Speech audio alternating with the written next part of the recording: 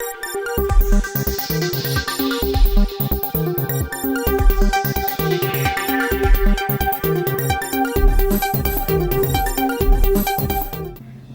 বাংলা রাতের সংবাদে সবাইকে স্বাগত জানাচ্ছি। আমি মুনমুন আমিন। শুরুতেই জানিয়ে দিচ্ছি সংবাদ শিরোনাম।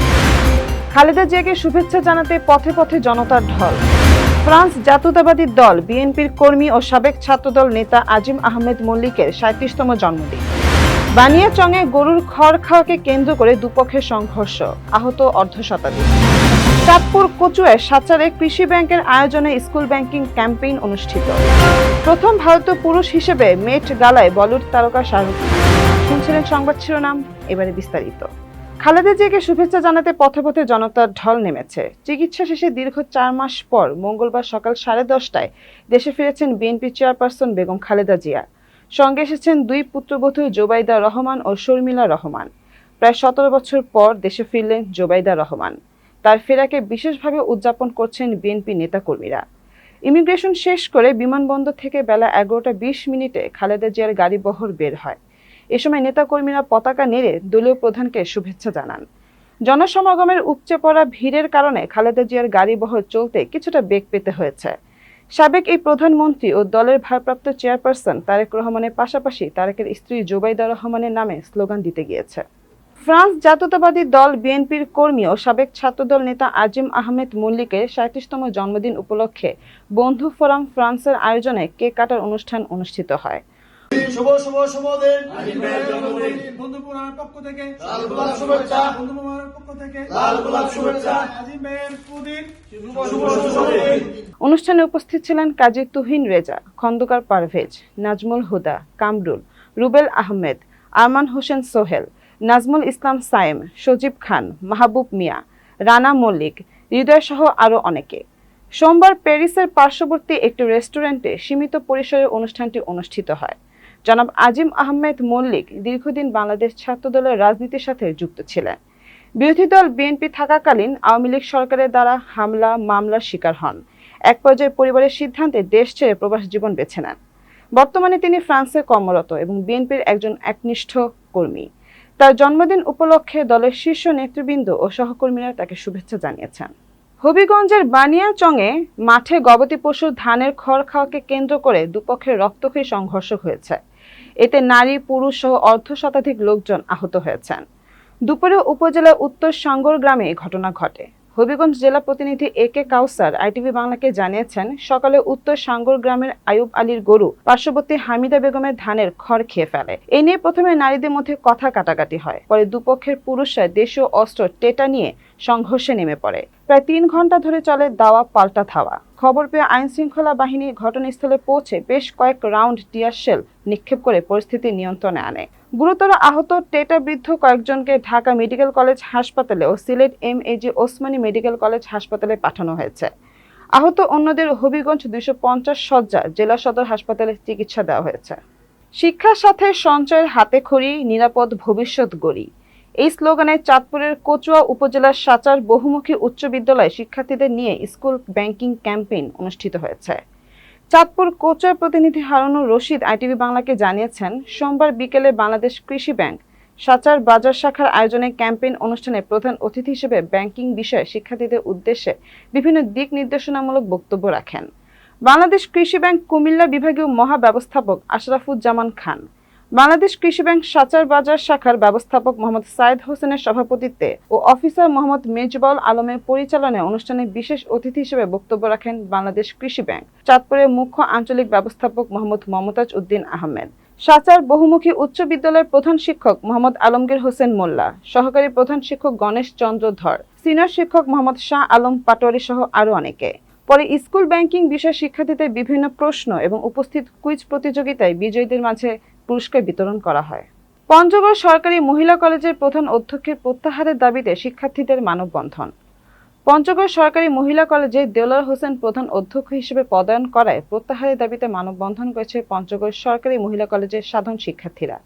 নিজস্ব প্রতিনিধি আইটিভি বাংলাকে জানিয়েছেন, মঙ্গলবার সকাল 10টার সময় পঞ্চগড় সরকারি মহিলা কলেজের শিক্ষার্থীরা কলেজ চত্বর থেকে একটি মিছিল বের হয়ে মিছিলটি শহরের বিভিন্ন সড়ক প্রদক্ষিণ করে পঞ্চগড় শহরের চৌরঙ্গি মোড়ে পঞ্চগড় ঢাকা জাতীয় মহাসড়কে ঘণ্টাব্যাপী মানববন্ধন কর্মসূচি পালন করে তারা। এ সময় শিক্ষার্থী বলেন,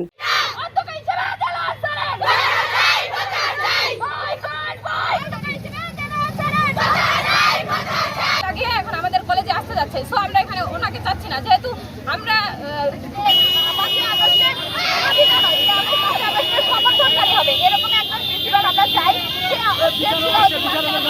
ফ্যাসিস্ট হাসিনার দোসর দেলোয়ার হোসেন প্রধানের আগে তিনি মকবুলার সরকারি কলেজের অধ্যক্ষ থাকাকালীন সময় বিভিন্ন অনিয়ম করায় তাকে দিনাজপুর শিক্ষা বোর্ডে বদলি করা হয়।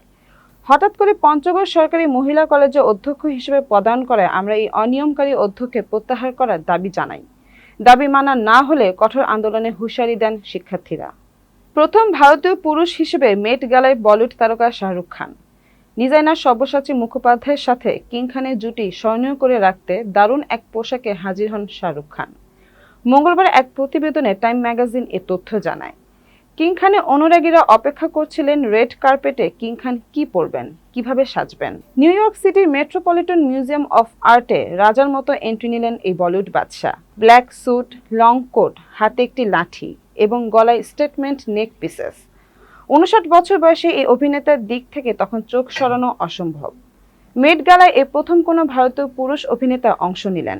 সেই অর্থে ইতিহাস গড়লেন কিং খান। কিং, তাই গলায় শোভা পেয়েছিল কে লকেট। বলা যেতে পারে হাতের ছড়িতে থাকা বাঘের মুখ আর গলার কে অভিনেতার লুককে আলাদা মাত্রায় পৌঁছে দেয়। এবারে মেট গালার theme super fine tailoring black style, আর তাই সব্যসাচী মুখোপাধ্যায় নিখুঁতভাবে সাজিয়েছেন শাহরুখকে। জামালপুরের যুবলীগ নেতা ইশতিয়াক আহমেদ বুক ফুলে দাপটের সাথে চলছে। ফ্যাসিস্ট আওয়ামী লীগের শক্তি না থাকলেও জামালপুরের যুবলীগ নেতা ইশতিয়াক আহমেদ বুক ফুলে দাপটের সাথে চলছে। জামালপুর প্রতিনিধি রাশিদুল ইসলাম আইটিভি বাংলাকে জানিয়েছেন, 5 আগস্ট স্বৈরাচার আওয়ামী লীগ সরকারের পতনের পর সকল নেতাকর্মীরা আত্মগোপনে থাকলেও শহর জেলা শ্রমিক লীগের সাংগঠনিক সম্পাদক জুবায়ের হোসেন শাহিনের ছেলে যুবলীগ নেতা ইশতিয়াক আহমেদকে দাপটের সাথে প্রকাশ্যে চলাফেরা করতে দেখা গেছে। বাবা ও ছেলে মিলে দুর্নীতিতে বহু অপকর্মের শীর্ষে ছিলেন। ক্ষমতার অপব্যবহার করে বিভিন্ন অপকর্ম সহ কোটি কোটি টাকার অবৈধ সম্পদের পাহাড় গড়েছেন। শ্রমিক লীগ নেতা জুবায়ের গণপূর্ত বিভাগে সরকারি চাকরি করে কিভাবে আওয়ামী লীগের দল করতেন এমন একটি প্রশ্ন উঠেছে। এদিকে জুবায়ের হোসেন শাহিন পলাতক থাকলেও তার ছেলে যুবলীগ নেতা ইশতিয়াক প্রকাশ্যে ঘুরে বেড়াচ্ছে এবং ফার্মেসিতে ব্যবসা করে যাচ্ছে। এতে করে আইনের হাতে ধরাছোঁয়ার বাহিরে রয়েছেন তিনি। অভিযোগ রয়েছে দুর্নীতিবাজ বহু অপকর্মে জুবায়ের হোসেন শাহিন ও ইশতিয়াককে গ্রেফতারের দাবিতে প্রশাসন ও আইনের হস্তক্ষেপ কামনা করছেন সচেতন মহল। বাংলাদেশ দলের শ্রীলঙ্কা সফরের সূচি প্রকাশ। চলতি মাসে সংযুক্ত আরব আমিরাত ও পাকিস্তান সফর করবে বাংলাদেশ জাতীয় ক্রিকেট দল। এরপর আগামী জুনে শ্রীলঙ্কার বিপক্ষে একটি দ্বিপাক্ষিক সিরিজ খেলবে শান্ত লিটনরা। সোমবার 5 মে আসন্ন এই সিরিজের সময়সূচি প্রকাশ করেছে শ্রীলঙ্কা ক্রিকেট SLC। এই সফরে শ্রীলঙ্কার বিপক্ষে 2টি টেস্ট এবং 3টে করে ওয়ানডে ও T20 খেলবে বাংলাদেশ। জানা গেছে সিরিজ খেলতে আগামী 13 জুন শ্রীলঙ্কায় পা রাখবে লাল সবুজের প্রতিনিধিরা। 17 জুন গল টেস্ট দিয়ে শুরু হবে দুই দলের মাঠের লড়াই। সিরিজের শেষ টেস্ট হবে 25 জুন। এই ম্যাচটি অনুষ্ঠিত হবে কলম্বোর সিংহলিজ স্পোর্টস কমপ্লেক্সে। 2 জুলাই সিরিজের প্রথম ওয়ানডে, পরে ম্যাচ 5 জুলাই। 2টি ম্যাচই হবে কলম্বোর প্রেমদাসা স্টেডিয়ামে। সিরিজের তৃতীয় ও শেষ ওয়ানডে হবে পাল্লেকেলেতে 8 জুলাই। সবগুলোই ম্যাচ হবে দিবারাত্রির। 10 জুলাই পাল্লেকেলেতে মাঠে গড়াবে T20 সিরিজ। ডাম্বুলাতে পরের ম্যাচ হবে 13 জুলাই। আর 16 জুলাই কলম্বোর প্রেমদাসা স্টেডিয়ামে সিরিজের শেষ ম্যাচ অনুষ্ঠিত হবে। নেত্রকোনায় চাঞ্চল্যকর নয়ন হত্যা মামলার সুষ্ঠু তদন্ত ও বিচারের দাবিতে সংবাদ সম্মেলন। নেত্রকোনার কেন্দুয়া উপজেলার বালিজোড়া গ্রামের শিশু নয়ন হত্যা মামলার উদ্দেশ্য প্রণোদিত পক্ষপাত দুষ্ট তদন্তের অভিযোগ তুলে সুষ্ঠু বিচারের দাবিতে সংবাদ সম্মেলন করেছে নিহত নয়নের পরিবার।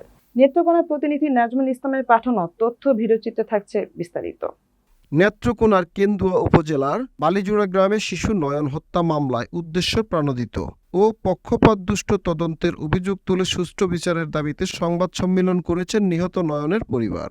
মঙ্গলবার নেত্রকোনা প্রেস ক্লাবে আয়োজিত সংবাদ সম্মেলনে নয়নের স্বজনরা জানান, নয়নকে নির্মমভাবে হত্যা করা হলেও মামলার তদন্ত সঠিকভাবে হচ্ছে না, বরং তদন্তকে পরিকল্পিতভাবে ভিন্ন খাতে প্রবাহিত করার চেষ্টা চলছে।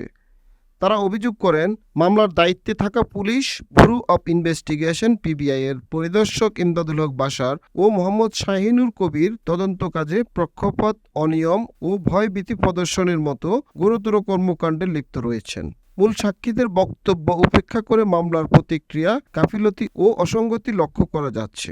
সংবাদ সম্মেলনে বলা হয়, মামলার এক প্রধান সাক্ষী শুরুতে আদালতে মিথ্যে জবানবন্দি দিলেও পরে নোটারি পাবলিকের মাধ্যমে লিখিত বিবৃতি দিয়ে স্বীকার করেছেন যে তিনি চাপের মুখে মিথ্যে বলেছিলেন এবং সেই বক্তব্য তিনি প্রত্যাহার করেছেন। নয়নের পরিবারের ভাষ্য, এই মামলা অনিরাপদ। এই মামলায় নিরপরাধ ব্যক্তিদের ফাঁসানো হচ্ছে, আর প্রকৃত অপরাধীরা রয়ে যাচ্ছে ধরাছোঁয়ার বাহিরে। বিষয়টি গভীর ষড়যন্ত্রের ইঙ্গিত দেয়।